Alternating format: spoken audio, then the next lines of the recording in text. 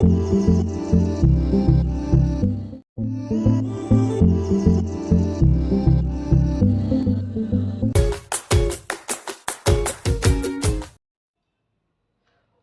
Student in Megamind tutorial.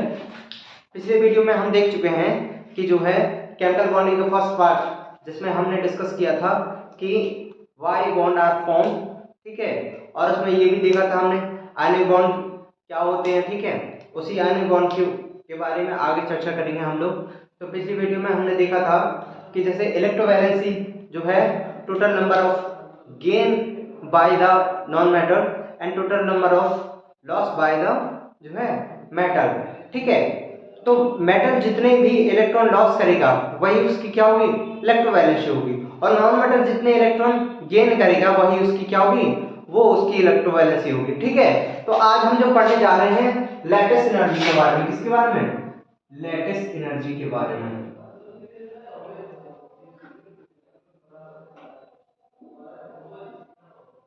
Lattice energy, ठीक है। तो लैटिस एनर्जी क्या होती है कि जगह 1 mole of compound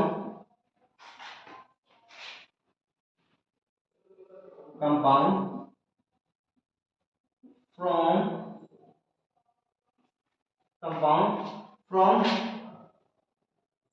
gaseous ion and gaseous cation, ठीक है, ठीक है।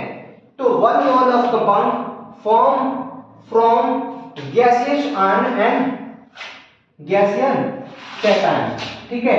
तो ये क्या होगी आपकी लैटिस एनर्जी, ठीक, ओके।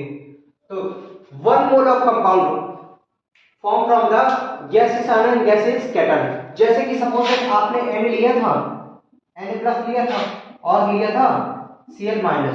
तो जो Na+ है ये भी गैसियस स्टेट में है, ठीक है। और जो Cl- है वो भी गैसियस स्टेट में। उसके बाद जो NaCl बना था, ठीक है, क्या बना था NaCl, ये सॉलिड फॉर्म में होगा, ठीक है। तो इसका हम जब NaCl का 1 मोल ऑफ कंपाउंड फॉर्म करेंगे, किससे? गैसियस आयन से और गैसियस कैटायन से, उसी को हम क्या करेंगे। और इस कंपाउंड को बनाने में जो एनर्जी की रिक्वायरमेंट होगी वही हमारी क्या होगी, लैटिस एनर्जी। तो इसको हम ऐसे भी कह सकते हैं the energy required for 1 mole of compound from gaseous ion and gaseous cation, okay, okay. अब हम पढ़ेंगे इसके आगे, ओके।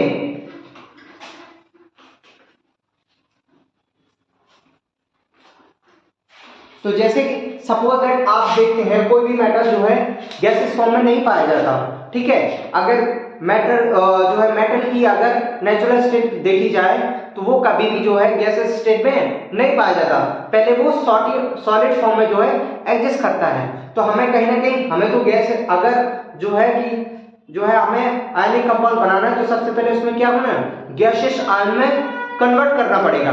तो ठीक है, सबसे पहले तो हम निकालेंगे एंथैल्पी ऑफ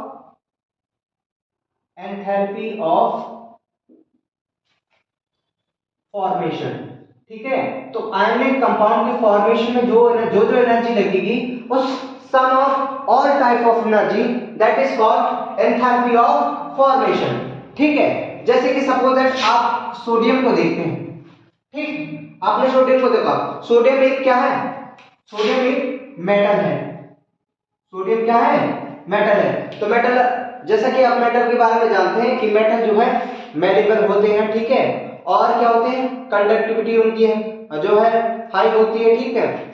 और मेटल में जो है मेलेबल क्वालिटी भी होती है, वही जो है मेटल जो है मेटल कहलाते हैं, ठीक है। तो मेटल में सबसे पहले आप अगर मेटल जो होगा, मेटल जनरली सारे मेटल अधिकतर जो मैक्सिमम मेटल जो होते हैं वो हमेशा जो है सॉलिड फॉर्म में एग्जिस्ट करते हैं नेचुरली। तो ये जैसे सॉलिड फॉर्म में पाया जाएगा शुरू में, तो हमें पहले इसको गैसेस आयन में जो है चेंज करना पड़ेगा। तो जैसे हम इसे गैसेस आयन में चेंज करेंगे, ठीक है, मान लो ये Na अब गैसेस स्टेट में, तो इसको हमें एनर्जी देनी पड़ेगी, कौन सी है, जिसके हम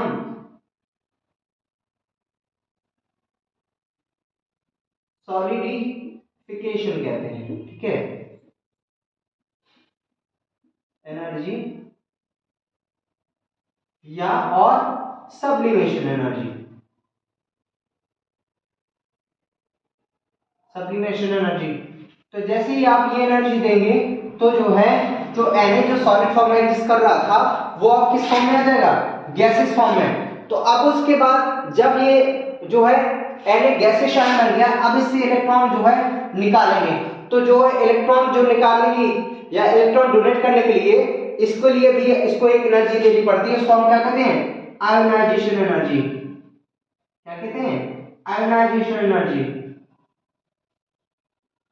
अच्छा, आयोनाइजेशन एनर्जी वो एनर्जी होती है जब किसी गैसेस आयन से जो है इलेक्ट्रॉन जो है डोनेट किया जाता है, या कोई भी जो है एलिमेंट जो है ऐसे ही इलेक्ट्रॉन नहीं डोनेट करता, उसे हम कुछ एनर्जी सप्लाई करनी पड़ती है, ठीक है। That is required for the energy is called ionisation energy. Ionisation energy वो आयोनाइजेशन एनर्जी होती है जो किसी भी जो है एटम्स को आयोनाइज फॉर्म में लाने के लिए या आयंस की फॉर्म में लाने के लिए जो एनर्जी रिक्वायर्ड होती है उसी को हम क्या कहते हैं, आयोनाइजेशन एनर्जी, ठीक है। अब जैसे इसने एक इलेक्ट्रॉन डोनेट किया, अब ये किस में चेंज होएगा, Na+ में। अब उसके बाद हम Cl को भी देखेंगे, किसको, Cl। तो Cl2 ऑलरेडी गैसियस फॉर्म में पाया जाता है, क्योंकि क्लोरीन गैस हमेशा किसमें पाई जाती है, नेचुरली जो है क्लोरीन गैस जो है ऑलरेडी गैसियस फॉर्म में होती है। तो यहाँ हमें जो है सब्लिमेशन एनर्जी की जरूरत रिक्वायरमेंट नहीं होगी, ठीक है, कहीं ना कहीं। लेकिन हमें जो है अगर ये जो है अच्छा ये हमेशा Cl2 की फॉर्म में एग्जिस्ट करेगा, नेचुरली किसमें पड़ेगा, ये हमेशा जो है Cl2 की फॉर्म में एग्जिस्ट करता है। तो हमें कहीं ना कहीं इसको क्या करना पड़ेगा, इसको सिंगल फॉर्म में लाना पड़ेगा, क्योंकि हमें जो है केवल एक Cl की जो है इंपॉर्टेंस है, ठीक है, और यहाँ पर कितने हैं, Cl2 है। तो कहीं ना कहीं हमें Cl का बॉन्ड तोड़ना पड़ेगा, क्या होगा, हमें Cl का बॉन्ड ब्रेक करना पड़ेगा, ओके। जैसे Cl2 की फॉर्म में एग्जिस्ट करता है हमेशा क्लोरीन, तो ठीक है, उसको पहले जो है सिंगल फॉर्म में लाना पड़ेगा। तो कहीं ना कहीं इसको भी हमें एनर्जी देनी पड़ेगी, तब जाके इसका बॉन्ड ब्रेक होगा, ओके, समझ आ गया। जैसे कि सपोज हमने इसको एनर्जी दी, ठीक है, ठीक, अब ये किसमें आ गया, सिंगल Cl फॉर्म में आ गया, ठीक। अब इस Cl को जो है ये ऑलरेडी गैसेस में है, गैसेस फॉर्म में है, तो अब हमें इसको क्या देनी पड़ेगी, इलेक्ट्रॉन गेन एंथैल्पी, क्योंकि एक इलेक्ट्रॉन इसको गेन कराना पड़ेगा, तब जाके जो है Cl- में ये चेंज होगा।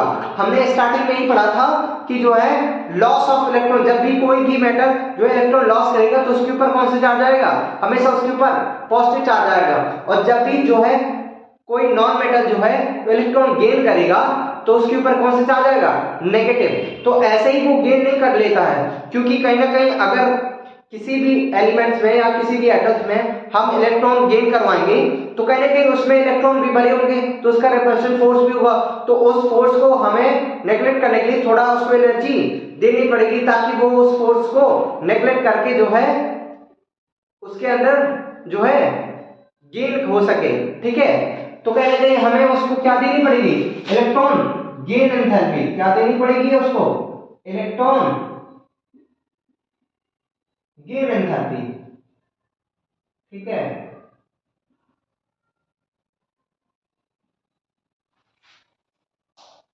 Electron gain enthalpy, electron gain enthalpy वो एनर्जी होती है the energy required for the gain of electron in non metal. तो अब इसके बाद जब ये एक इलेक्ट्रॉन को क्या कर लेगा, गेन कर लेगा, तो ये किस में बदल जाएगा, Cl- में। अब ये देखो कि ये जो है दोनों आयंस बन गए हैं, सोडियम का भी आयंस बन गया है गैसियस फॉर्म में, और क्लोरीन का भी आयंस बन गया है गैसियस स्टेट में। अब उसके बाद ये जब दोनों आयंस जो है आपस में मिलेंगे और प्रोडक्ट फॉर्म करेंगे, तब जो है एक एनर्जी रिलीज होगी, क्या होगी, एक एनर्जी क्या होगी, रिलीज होगी। जो एनर्जी रिलीज होगी उसी को हम क्या कहते हैं, लैटिस एनर्जी। क्या कहते हैं, उसी को हम क्या कहते हैं, लैटिस एनर्जी। ठीक है, उसी को हम क्या कहते हैं, लैटिस एनर्जी। ओके, तो लैटिस एनर्जी का कॉन्सेप्ट समझ में आ गया। The one mole of ionic compound form from gases ionic gases cation. अच्छा ये देखो, ये भी एक गैसेस फॉर्म में है, किसमें, ये भी क्या है, गैसेस फॉर्म में, ये भी क्या है, गैसेस फॉर्म में। तो कैटायन और अनायन दोनों कौन सी फॉर्म में है, गैसेस आयन में, ठीक है, ऑलरेडी एग्जिस्ट कर रहे हैं। अब ये दोनों जब एक दूसरे से जो है इंटरेक्ट करेंगे तो क्या फॉर्म करेंगे, अब ये फॉर्म करेंगे क्या, एक आयनिक कंपाउंड, जिसको हम क्या कहते हैं, NaCl। NaCl कौन सा कंपाउंड है, आयनिक कंपाउंड है, ठीक है। तो इस तरह से हमें कितनी एनर्जी लग गई, जो है कितनी एनर्जी की रिक्वायरमेंट हुई, जो है जो जो एनर्जी हमें देनी पड़ी उस एनर्जी को हम क्या करेंगे, हम प्लस करेंगे, और जो जो एनर्जी रिलीज हुई है उन एनर्जी को क्या करेंगे, माइनस करेंगे, ठीक है। तो इन सब का कैलकुलेशन करने के बाद फिर हमारे पास आएगी enthalpy of formation. Enthalpy of formation वो एनर्जी होती है जो टोटल एनर्जी लगी है आपको, जो है जो टोटल एनर्जी देनी पड़ी या उससे रिलीज हुई, उन सारी जो है टोटल एनर्जी को निकालेंगे तो वो जो है टोटल एनर्जी क्या किसके बराबर होगी, एंथैल्पी ऑफ फॉर्मेशन। मतलब NaCl के फॉर्मेशन में कितनी एनर्जी आप दिए या उससे रिलीज हुई, तो वो सब पूरी एनर्जी को टोटल एनर्जी निकालेंगे तो वो किसके बराबर होगी, एंथैल्पी ऑफ फॉर्मेशन के बराबर होगी। Okay, good.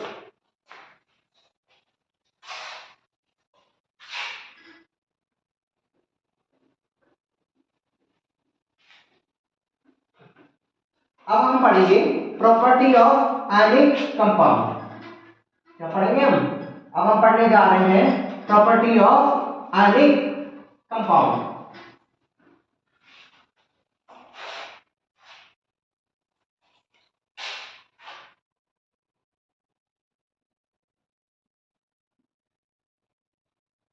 Property of ionic compound. अच्छा, आयनिक कंपाउंड की प्रॉपर्टी क्या होती है, ठीक है। सबसे पहले हम उसकी फिजिकल प्रॉपर्टी के बारे में पता करेंगे कि फिजिकल प्रॉपर्टी, तो जो है फिजिकल प्रॉपर्टी के बारे में सबसे पहले पॉइंट पे हो, ठीक है। The ionic compound, the ionic compound have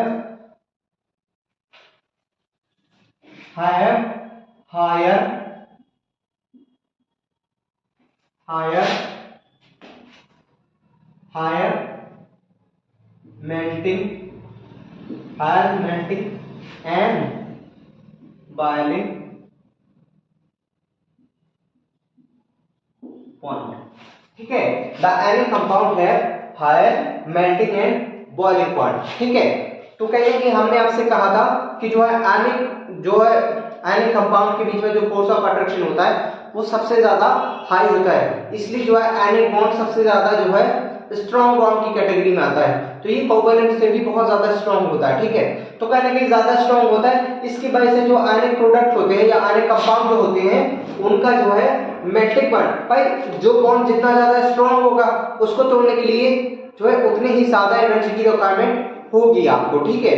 तो इसलिए क्या होता है, इसका मेल्टिंग पॉइंट और बॉइलिंग पॉइंट हमेशा क्या होता है, बहुत हाई होता है। समझ में आ गया, good.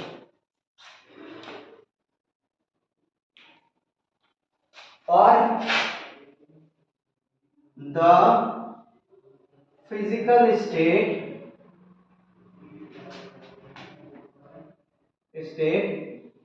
exists of ionic compound are solid।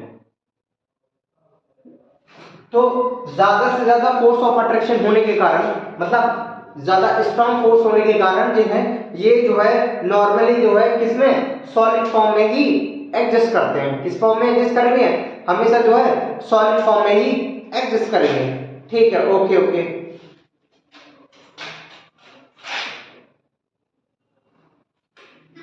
Ionic ionic compound are bad conductor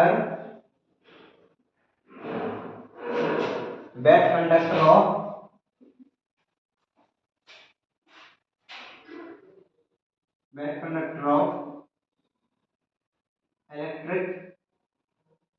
electricity in solid form। ठीक है, ionic compound are bad conductor of electricity. तो जब भी आयनिक कंपाउंड जो है सॉलिड फॉर्म में होंगे तो उनकी जो है कंडक्टिविटी सबसे लो होगी, क्योंकि उनके अंदर जो है फ्री आयंस नहीं पाए जाएंगे। क्या नहीं पाए जाएंगे?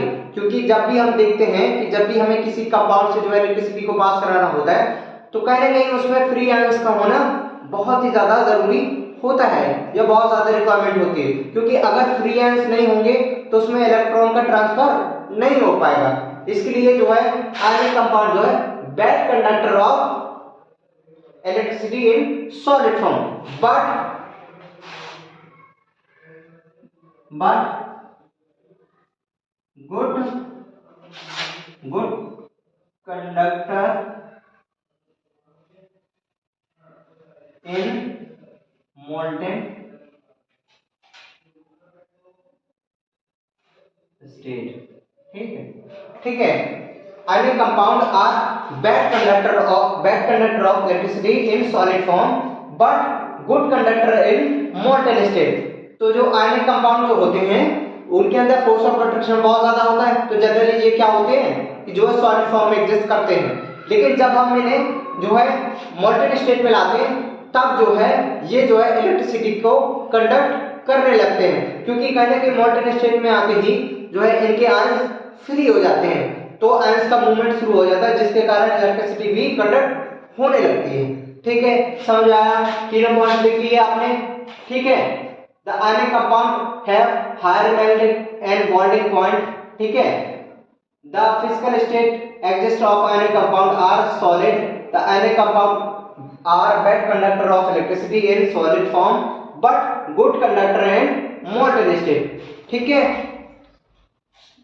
ओके।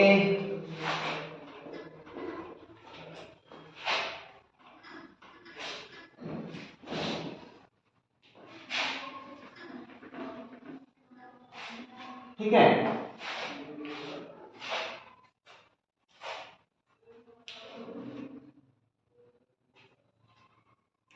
और फोर्थ प्रॉपर्टी में लिखेंगे आप आयनिक कंपाउंड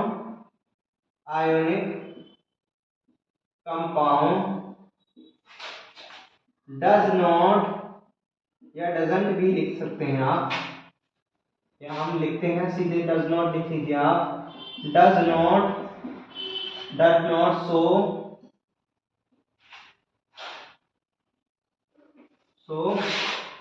आइसोमेरिज्म।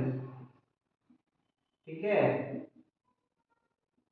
ठीक है, ionic compound does not show isomerism. ठीक है, आइसोमेरिज्म क्या होते हैं कि सेम जो है molecular formula and different structure formula, उसको हम क्या कहते हैं? आइसोमेरिज्म कहते हैं। ठीक है, या आइसोमर कहते हैं। ठीक है, क्या कहते हैं? आइसोमर क्या होते हैं कि जिनका जो है सेम मॉलिक्यूलर फॉर्मूला, उसका केमिकल फॉर्मूला तो सेम होगा बट डिफरेंट जो है स्ट्रक्चर में उनके डिफरेंस होगा, उसी को क्या कहते हैं? आइसोमेरिज्म। फर्क क्या होता है? ठीक है, ionic compound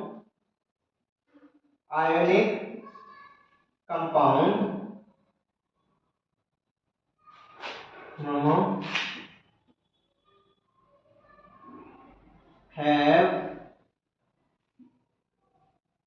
so isomorphism।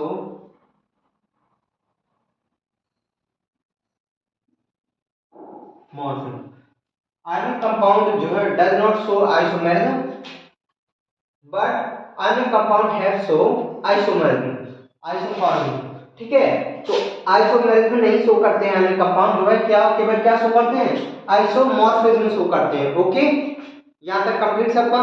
Okay. अब आगे बढ़ते हैं।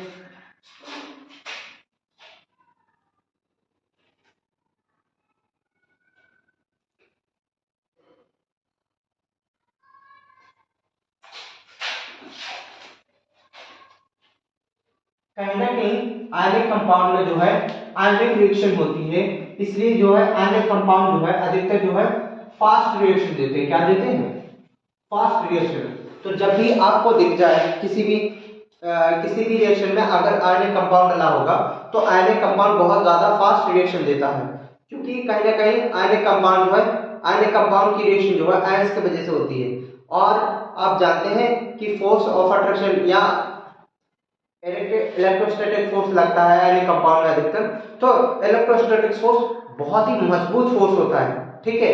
तो ये बहुत ही ज्यादा स्ट्रॉन्ग फोर्स होता है, जिसके कारण आयनिक कंपाउंड जो है बहुत जल्दी रिएक्शन दे देते हैं। क्या देते हैं? बहुत जल्दी रिएक्शन देते हैं, ठीक है। तो कभी भी आप आयनिक कंपाउंड की रिएक्शन दिख जाए तो आपको 3-4 रिएक्शन दे दी जाए और उसमें से कोई अगर आयनिक रिएक्शन है तो आयनिक रिएक्शन ही सबसे ज्यादा फास्ट होगी। समझ में आ गया? ठीक है। और आपसे पूछा जाए कि इनमें से कौन सी रिएक्शन सबसे फास्ट होगी, तो आप हमेशा जो है आयनिक रिएक्शन में ही टिक लगाएं, क्योंकि आयनिक रिएक्शन हमेशा बहुत फास्ट होती है, ठीक है। जैसे कि जब हमें एक रिएक्शन देखते हैं कि जैसे हम जो है रिएक्शन देखें, हम NaCl देखें प्लस AgNO3 के साथ इसके रिएक्शन को बनाएं, ठीक। तो यहां पर आप देखेंगे कि जो है NaCl है वो भी आयनिक कंपाउंड है और AgNO3 वो भी क्या है? आयनिक कंपाउंड है। तो कहीं ना कहीं ये जो रिएक्शन होने वाली है वो कौन सी रिएक्शन होने वाली है? आयनिक रिएक्शन। तो आयनिक रिएक्शन यहां पर डाल दो, पहले एक हेडिंग डाल के आयनिक रिएक्शन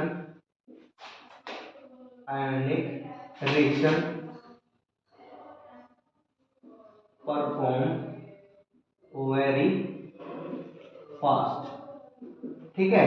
तो जो आयनिक रिएक्शन होती है वो बहुत ज्यादा फास्ट होती है। तो जैसे NaCl की रिएक्शन हमने जो है किससे करवा दी? AgNO3 से रिएक्शन करवा रहे हैं, तो क्या मिलेगा हमें मिलने वाला है एक AgCl का प्रेसिपिटेट मिलेगा। क्या मिलेगा? प्रेसिपिटेट, ठीक है। और जो है और क्या बनाएगा जो है, और ये बना देगा NaNO3। क्या बनाएगा ये? NaNO3, ठीक है। तो जब भी NaCl की रिएक्शन जो है AgNO3 से करवाएंगे तो एक AgCl का प्रेसिपिटेट बनेगा और दूसरा जो बनेगा वो बनेगा NaNO3, ठीक है। तो यहां पर आप देख रहे हैं कि अगर ये जो है दोनों आयनिक प्रोडक्ट है, ये भी आयनिक कंपाउंड है और ये भी क्या है? एक आयनिक कंपाउंड। तो कहीं ना कहीं यहाँ जो रिएक्शन होने वाली वो आयनिक रिएक्शन होने वाली। तो ये रिएक्शन बहुत ज्यादा फास्ट होती है, क्योंकि जो है ये जो है एक आयनिक रिएक्शन है, ठीक है। तो यहां पर है ये वेरी फास्ट, ठीक है। तो बहुत जल्दी जो है आपको AgCl का प्रेसिपिटेट मिलेगा, ठीक है। AgCl का व्हाइट प्रेसिपिटेट होता है। कैसा प्रेसिपिटेट होगा? हमेशा जो है इसका जो है व्हाइट कलर का प्रेसिपिटेट मिलता है हमें, ठीक है। इस कलर का, व्हाइट कलर का। तो NaCl की रिएक्शन जब भी AgNO3 से होगी तो क्या बनाएगा? AgCl बनाएगा प्लस NaNO3 बनाएगा, और AgCl के साथ जो कलर का होगा वो जो है व्हाइट कलर का प्रेसिपिटेट देगा हमेशा, ओके।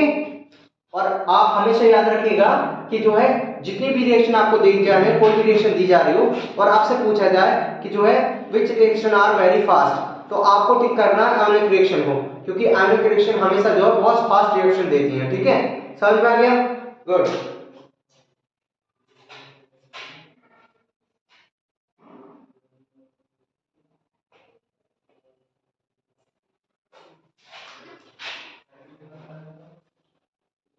ठीक है।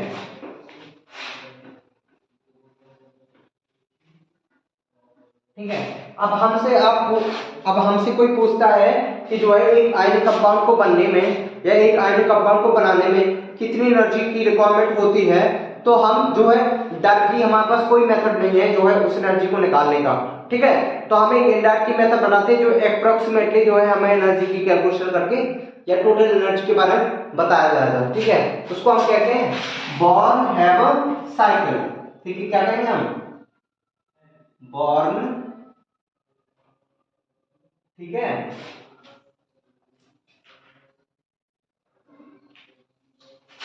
Born have cycle. ठीक है, तो बॉर्न हैव साइकिल के जरिए हम जो है पता करते हैं कि जो है कितनी एनर्जी की रिक्वायरमेंट, टोटल कितनी एनर्जी की रिक्वायरमेंट होगी हमें। ठीक है, तो इससे हमें वो एनर्जी निकालते हैं। तो सबसे पहले कि जब आप Na को लेंगे, सपोज दैट NaCl को निकालते हैं, किसके लिए? NaCl के लिए निकालते हैं, किसके लिए? NaCl के निकालते हैं आपको। ठीक है, तो सबसे पहले जो आपको Na होगा वो सॉलिड फॉर्म में एग्जिस्ट करता है, तो आपको इसको जो है गैसेस फॉर्म में आएगी। तो जो है सॉलिड को गैस में चेंज करने के लिए इस प्रोसेस को हम क्या कहते हैं? सब्लिमेशन कहते हैं। तो कहीं ना कहीं हमें इसे सॉलिड को किसके गैसेस फॉर्म में लाना है। इसमें Na को हमें किस फॉर्म में लाना है? Na को हमें गैसेस फॉर्म में लाना है। तो कौन सी एनर्जी की रिक्वायरमेंट होगी? हमें होगी सब्लिमेशन एनर्जी की। किसकी? सब्लिमेशन एनर्जी की। एनर्जी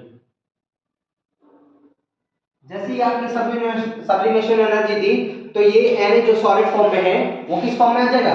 वो Na आ जाएगा गैसियस फॉर्म में। ठीक है, और जैसे ही आप गैसियस फॉर्म में आएगा तो आप उसे जो है आयंस में कन्वर्ट करने के लिए उससे एक इलेक्ट्रॉन निकालने के लिए उसमें एक एनर्जी देनी पड़ेगी। वो कौन सी एनर्जी होगी? Ionisation energy. क्या देनी पड़ेगी? Ionisation energy. ठीक है, ठीक। अब उसके बाद ये किसमें चेंज हो जाएगा? ये हो जाएगा Na+ में चेंज। अब उसके बाद जो दूसरी होगी वो हमें Cl2 को भी इसी फॉर्म में लाना पड़ेगा। तो Cl2 तो ऑलरेडी गैसेस फॉर्म में एग्जिस्ट करता है। ठीक है, तो हमें अब इसमें जो है सब्लिमेशन एनर्जी की कोई रिक्वायरमेंट नहीं होगी, क्योंकि जो है Cl2 ऑलरेडी जो है एक गैस है। क्या है? गैस। तो नेचुरली भी ये जो है गैसेस फॉर्म में ही एग्जिस्ट करता है। तो जब गैसेस फॉर्म में एग्जिस्ट करता है तो इसमें सब्लिमेशन एनर्जी की देने की कोई आवश्यकता नहीं होती है। ठीक है, ठीक है, लेकिन एक चीज जरूर होती है कि जो क्लोरीन होता है वो हमेशा Cl2 फॉर्म में एग्जिस्ट करता है। किसमें? Cl2 की फॉर्म में एग्जिस्ट करता है। ठीक है, तो कहीं ना कहीं इसको हमें Cl में चेंज करना पड़ेगा। ठीक है, क्योंकि कहीं ना कहीं ये अगर Cl2 की फॉर्म में, किस फॉर्म में? Cl2 की फॉर्म में, तो कहीं ना कहीं इसको Cl के बीच में जो बॉन्ड है इस बॉन्ड को तोड़ना पड़ेगा, तब जाके ये केवल Cl फॉर्म में आएगा। ठीक है, तो इस बॉन्ड को तोड़ने के लिए जो एनर्जी लगेगी वो हाफ लगेगी। हाफ क्या लगेगी? Dissociation energy. क्या लगेगी? Dissociation energy. ठीक, ओके बात। डिसोसिएशन एनर्जी क्या होती है? The energy required for the break the bond between the atom. तो एटम्स के बीच की जो है उस बॉन्ड को तोड़ने के लिए जो एनर्जी दी जाती है उसी को हम क्या कहते हैं? Dissociation energy. ओके, और ये कितनी देनी पड़ेगी? कहीं हाँ, ओके। तो फिर ये आ जाएगा किसमें? Cl फॉर्म में आ जाएगा। किसकी फॉर्म में आ जाएगा? Cl फॉर्म में। अब इसको हमें आयंस की फॉर्म में लाना है। तो इसको तो देखो, जब भी जो है किसी भी एटम से इलेक्ट्रॉन निकालना हो तो जो है उसमें लगेगी आयोनाइजेशन एनर्जी, और जब भी जो है कोई इलेक्ट्रॉन लेगा, गेन करेगा, तो उससे एक एनर्जी रिलीज होती है जिसे हम कहते हैं इलेक्ट्रॉन गेन एंथैल्पी। क्या कहते हैं? Electron gain enthalpy. ठीक है, तो जब भी कोई इलेक्ट्रॉन जब हम जो है किसी से निकालेंगे, किसी एटम से, तो हमें कौन सी एनर्जी की रिक्वायरमेंट होगी? तब हमें होगी आयोनाइजेशन एनर्जी की रिक्वायरमेंट। और लेकिन जब किसी एटम्स के अंदर इलेक्ट्रॉन गेन होगा तो वहां से क्या होगी? एक एनर्जी रिलीज होगी। ठीक है, और उसी एनर्जी को हम क्या कहते हैं? Electron gain energy. तो जैसे ये एक इलेक्ट्रॉन गेन करेगा, ये किसमें चेंज होगा? Cl- में। अब उसके बाद ये जो गैसियस आयन और गैसियस केटॉन है ये आपस में इंटरेक्शन करेंगे, और उसके बाद ये क्या करेंगे? ये दे देंगे NaCl। ठीक है, और जब भी जो है ये दोनों मिलेंगे, सोडियम आयन और जो है क्लोरीन आयन, तो एक एनर्जी रिलीज करेंगे। क्या होंगे? एक एनर्जी रिलीज करेंगे। उस एनर्जी का नाम है लैटिस एनर्जी। क्या होती है? लैटिस।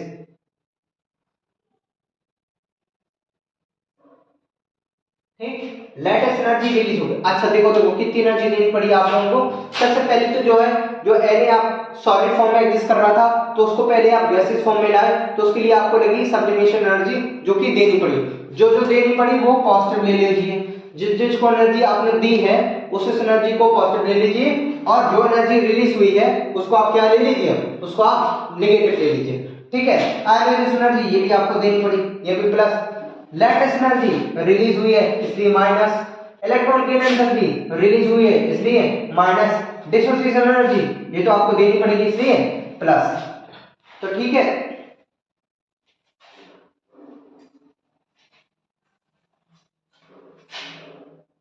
ठीक है। अब उसके बाद आप ऊपर लिख लीजिए, ठीक है, ओके, ठीक है। एंथैल्पी ऑफ फॉर्मेशन को हम डेल्टा एच और एफ के फॉर्म में लिखते हैं, ठीक है, ओके, डेल्टा एच एफ ये होता है एंथैल्पी ऑफ फॉर्मेशन। तो सबसे पहले सब्लिमेशन एनर्जी, तो इसको हम शॉर्ट फॉर्म में एस ई ले लेते हैं। ये पॉजिटिव है क्योंकि हमें देनी पड़ी थी एनर्जी, ठीक है।